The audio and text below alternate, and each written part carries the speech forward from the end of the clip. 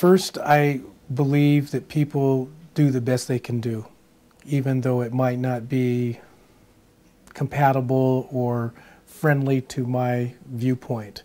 And so the best way that I have learned to deal and address and interact and have a relationship with people that might not have the same ideology or philosophy that I have, or interpretation of the mission of the organization, I try to find what common ground we have. Because I actually believe that every position has an opposition. So it's a grace of God to have multiple perspectives, or like what Gandhi said, informed dissent. So how can I cultivate and nurture informed dissent? And the operative here is informed, and who defines what is an informed dissent. Underneath the opposition, because I think any conflict is a result of an unmet need or an unhealed wound. And so beneath the opposition, as I said, any position creates an opposition.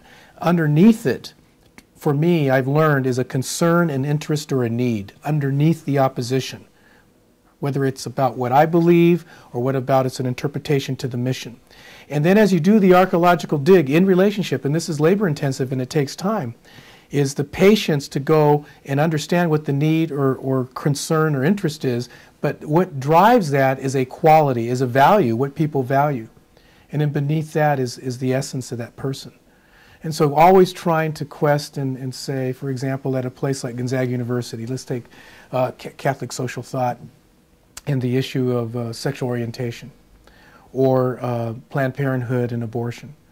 You have a position, you have the opposition, and underneath it you have a concern, an interest, or an issue related to pro-choice, pro-life, whatever it may be.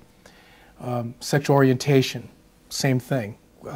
What that represents for people, what are the concerns, the interests, etc. And beneath that is a value or a quality, depending on, here again, what the concern or interest is.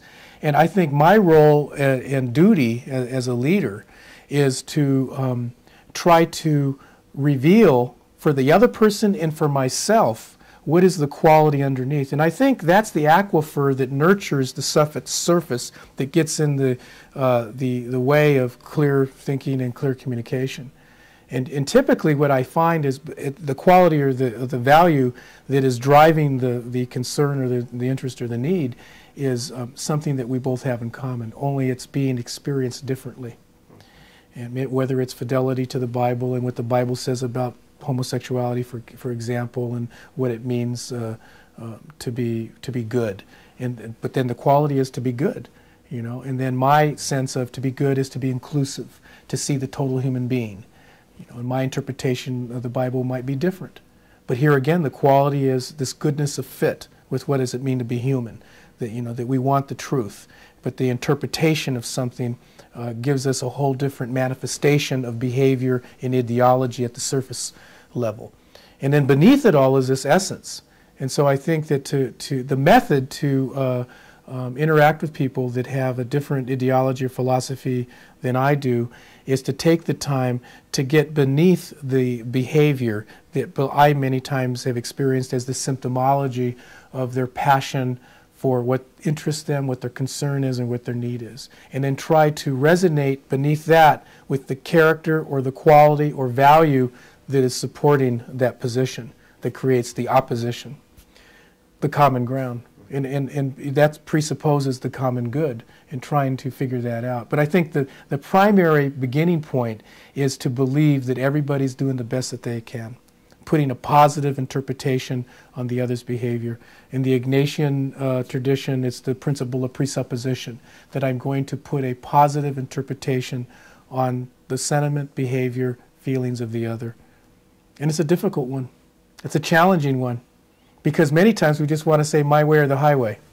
And we want to believe that we are the ones with the roadmap to the Holy Grail and no one else has or knows what we know. And it's a difficult challenge.